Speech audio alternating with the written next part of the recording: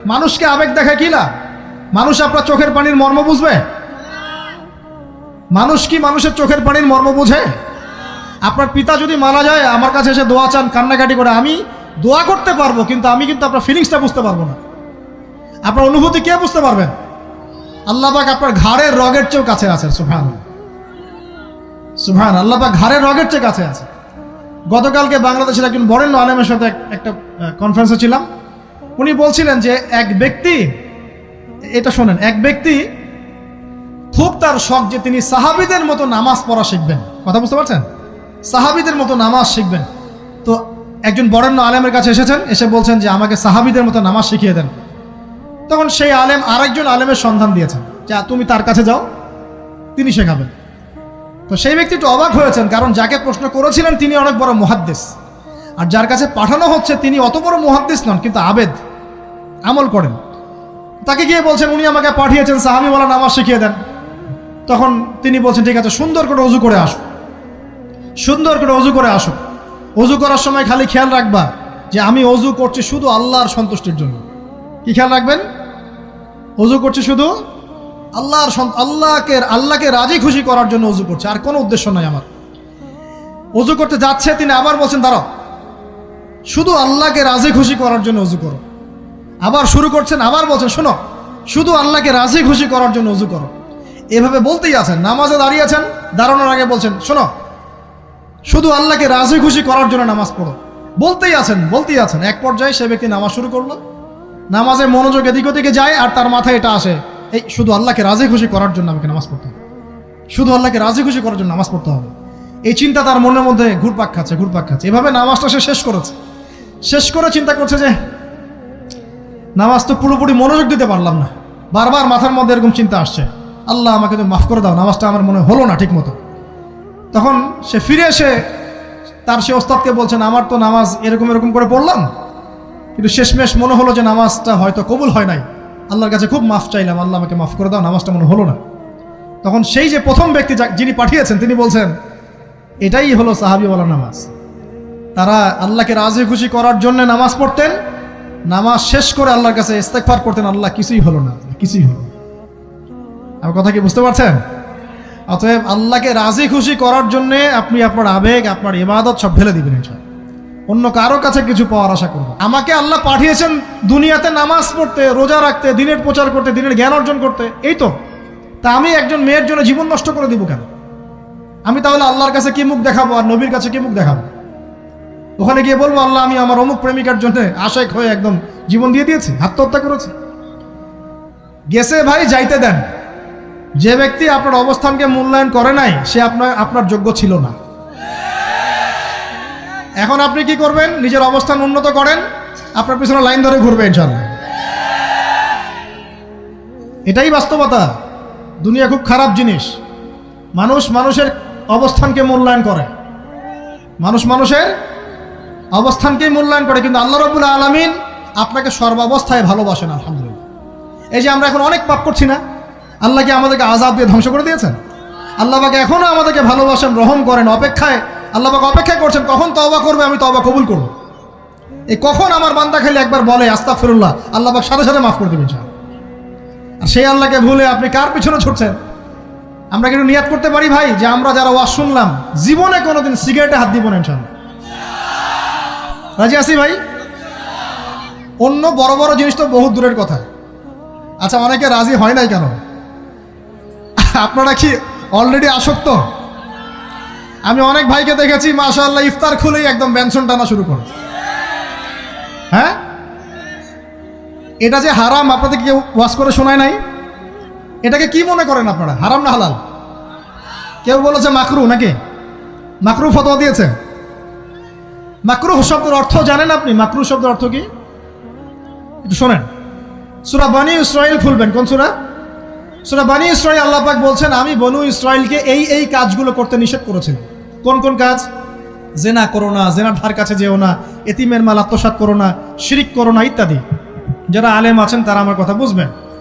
এই কাজগুলোর পরে আল্লাহ পাক বলছেন যে এই প্রত্যেকটা কাজ আল্লাহর কাছে মাকরুহ, অপছন্দের। কিসের? অপছন্দ। আর এটাকে আপনি সহজ মনে করছেন? নিয়াত করি আল্লাহ পাক আল্লাহ পাকের সন্তুষ্টির জন্য আমরা কোনোদিনও মাদকের সাথে সম্পৃক্ত হব না ইনশাআল্লাহ। আর বিশ্বাস করেন, শুধুমাত্র মাদকদ্রব্য নিয়ন্ত্রণ অধিদপ্তর এই আইন কানুন এগুলো দিয়ে, জরিমানা দিয়ে মানুষকে মাদক ছাড়ানো যাচ্ছে না, যাবে না। কেন যাবে না এটা আপনারা খুব ভালো করেই জানেন, আমি বলতে চাচ্ছি না। অনেক সময় মাদক বিরোধী কনসার্ট করে মানুষ, মাদক বিরোধী কনসার্টে ওঠার আগে এক বোতল ডাইল খেয়ে আসে আগে। এগুলো কি বাস্তব কথা বলছি না অবাস্তব কথা বলছি? আমাদের যুবক ভাইরা কোশ্চিন কালেও মাদকের ধার কাছে যাবেন না ইনশাআল্লাহ। একটা হাদিস খালি মনে রাখেন, একটা, এই হাদিসটা মনে রাখেন। নবী সাল্লাল্লাহু আলাইহি ওয়াসাল্লাম বলেছেন, কেউ যদি মাদকদ্রব্য সেবন করে তার 40 দিনের নামাজ কবুল হবে না। সিগারেট একটা খেয়েছি, 40 দিন নামাজ নাই। এরপর যদি সে তওবা করে আল্লাহ মাফ করে দিবে। আবার যদি মাদক খায় আবার 40 দিন কবুল হবে না। যদি আবার তওবা করে আল্লাহ মাফ করে দিবে। আবারও যদি খায় আবারও 40 দিন কবুল হবে না। আবারও তওবা করলে আল্লাহ আবার মাফ করে দিবে।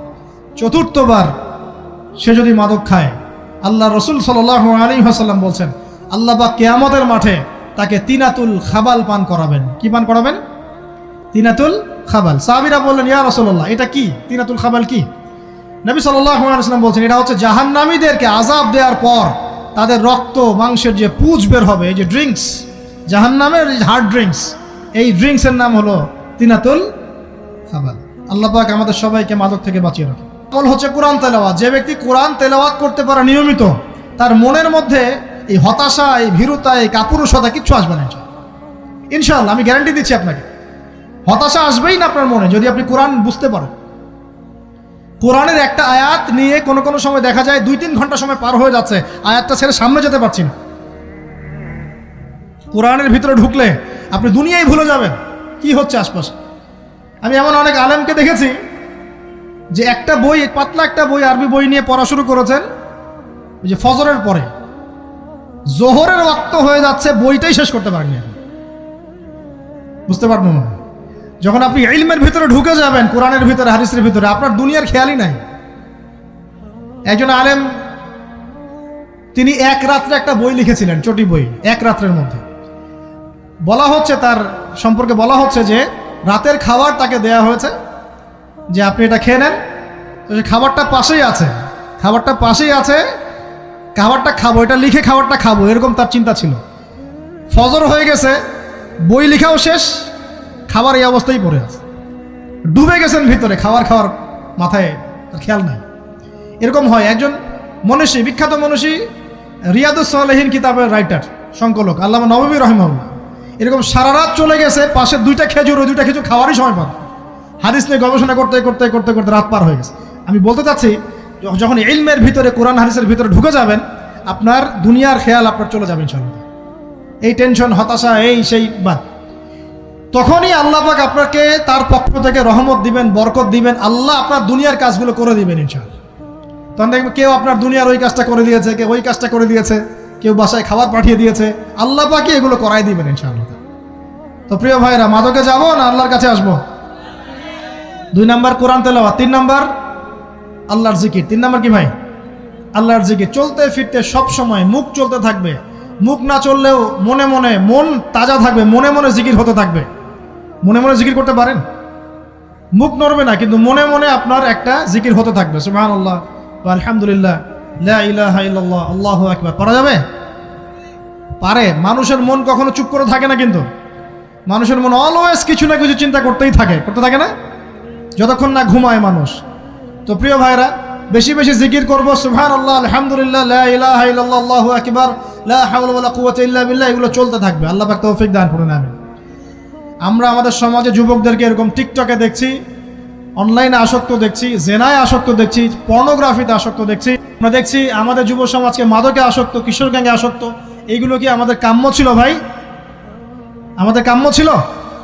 এই অবস্থায় কি যুব সমাজ আল্লাহ পাকের দিনের পতাকা হাতে নিয়ে আল্লাহর জমিনে দিন কায়েম করতে পারবে কিনা? একটু আমাকে উত্তর দেন দেখি। এখন এই অবস্থায় পারবে?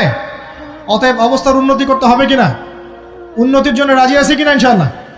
আমরা চাই কি আল্লাহ পাকের দিনটা আল্লাহর জমিনে প্রতিষ্ঠা লাভ করুক, আল্লাহর দিন সবার ঘরে ঘরে পৌঁছে যাক। আল্লাহ পাকের দিনের যে সৌন্দর্য, সবাই সেটায়, এই সৌরভটা সবাই পাক, আমরা চাই কিনা? সমাজে শান্তি প্রতিষ্ঠা হোক, আবার সেই রাসূলের মতো যুগ চলে আসুক, আমরা চাই কিনা? অতএব আমাদের সবাইকে যৌবনের এই প্রলোভনগুলো থেকে বেরিয়ে এসে আল্লাহ পাকের ইবাদতে আত্মনিয়োগ করতে হবে। আল্লাহ পাক আমাদের সবাইকে তৌফিক দান করুন, বলি আমিন। আমাদের সবাইকে আল্লাহ রাব্বুল আলামিন কুরআন এবং হাদিসের গভীর জ্ঞান অর্জন করার তৌফিক দান করুন, বেশি থেকে বেশি ইবাদত করার তৌফিক দান করুন। আল্লাহ পাক সবাইকে হারাম সমস্ত রিজিক থেকে বাঁচিয়ে রাখুন, জেনা, ব্যভিচার এবং নারীর ফিতনা, মাদক থেকে আল্লাহ বাঁচিয়ে রাখুন। আল্লাহ পাক আমাদের সবাইকে হালাল রিজিক, হালাল সম্পর্ক যথেষ্ট করে দিন। আল্লাহ পাক আমাদের সবাইকে যেন দিনের দাওয়াতের মেহনত করার তৌফিক দান করেন এবং আলেম ওলামার সাথে পরামর্শ করে দিন শেখার এবং বোঝার তৌফিক দান করেন। যুবতী দিনী বোনদের জন্য, এখানে বোনরা আছেন না? আছেন কি না? দিনী বোনরা আছেন? একটা নসিহত দিনী বোনদের জন্য আমি একটা নসিহত করতে চাচ্ছি, একটা নসিহত। আমার এই একটা নসিহত একটু মন দিয়ে শুনুন প্রিয় দিনী বোন। রাসূলুল্লাহ সাল্লাল্লাহু আলাইহি ওয়াসাল্লাম আমাদের দিনী বোনদের জন্য জান্নাতে যাওয়ার একটা ফর্মুলা বলে দিয়েছেন। আমি কি বলবো সেটা? আচ্ছা, রাসূলুল্লাহ সাল্লাল্লাহু আলাইহি ওয়াসাল্লাম বলেছেন আমাদের দিনী বোনেরা, আমাদের মায়েরা, এই নারী জাতি মাত্র 4টা কাজ করলে জান্নাতের যে কোনো দরজা দিয়ে ইচ্ছা প্রবেশ করতে পারবেন। খুশি হন নাই? কয়টা কাজ? মাত্র 4টা। এক, যদি আমাদের দিনী বোনেরা 5 ওয়াক্ত নামাজটা ওয়াক্ত মতো পড়ে, আল্লাহ পাক তৌফিক দান করুন, বলি আমিন। 2 নাম্বার, যদি তারা রমাদান মাসের রোজাটাকে ঠিক মতো আদায় করতে পারে। 1 নাম্বার 5 ওয়াক্ত নামাজ ঠিকঠাক আদায় করা, 2 নাম্বার রমজান মাসে সওম রাখা, 3 নাম্বার তাদের লজ্জাস্থানের হেফাজত করা, মানে শরঈ পর্দা মেনটেন করা, শরঈ পর্দা মেনটেন করা। এবং আমি বলে দেই, চেহারাটা আপনাদের পর্দার অন্তর্ভুক্ত।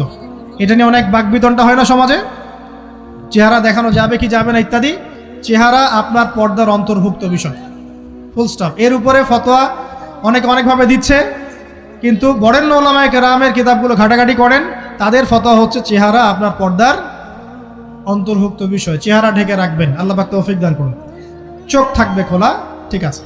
4 নাম্বার, স্বামীর আনুগত্য করতে হবে। স্বামীর আনুগত্য, এই যে আনুগত্য শব্দ শুনলেই মানুষের একটা মানে নেগেটিভ ধারণা তৈরি হতে পারে। স্বামীর আনুগত্য মানে কি আমি তার দাসত্ব করব?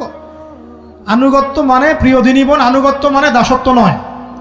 আনুগত্য মানে কোরআন সুন্নাহর যে বিধানগুলো আপনার স্বামী আপনাকে পালন করতে বলবে, আপনি সেগুলো করবেন, আপনি করতে বাধ্য। কিন্তু স্বামী যদি কোরআন সুন্নাহর বাইরে কিছু করতে বলে, সেটা মানতে আপনি বাধ্য নন। স্বামী যদি আপনাকে বলে যে সুদ খাও, এই সুদী এনজিওতে আসো, নাম লেখাও। স্বামী যদি আপনাকে বলে যে আসো বেপর্দায় বাইরে যাই, সাজুগুজু করে বের হও, চলো ঘুরে আসে বেপর্দায়। স্বামী যদি বলে দেবরকে একটু খাবারটা দিয়ে আসো, আমার অফিসের কলিগ আসছে, খাবার পরিবেশন করো, আসো ডাইনিংয়ে আসো। এই যে হারাম কাজ, বেপর্দার আদেশ করছে, সুদের আদেশ করছে, আপনি সেগুলো পালন করবেন না। কিন্তু হালাল বৈধ যে কোনো বিষয় আপনি স্বামীর আনুগত্য করবেন, এটা আপনার উপর ফরজ। এই 4টা কাজ যদি আপনি করতে পারেন, জান্নাতের যে কোনো দরজা দিয়ে ইচ্ছা আপনি প্রবেশ করতে পারবেন ইনশাআল্লাহ। আল্লাহ পাক আমাদের দিনী বোনদেরকে এই 4টা কাজ করার তৌফিক দান করুন। আমাদের সবাইকে আল্লাহ পাক জান্নাতের জন্য কবুল করুন, বলি আমিন।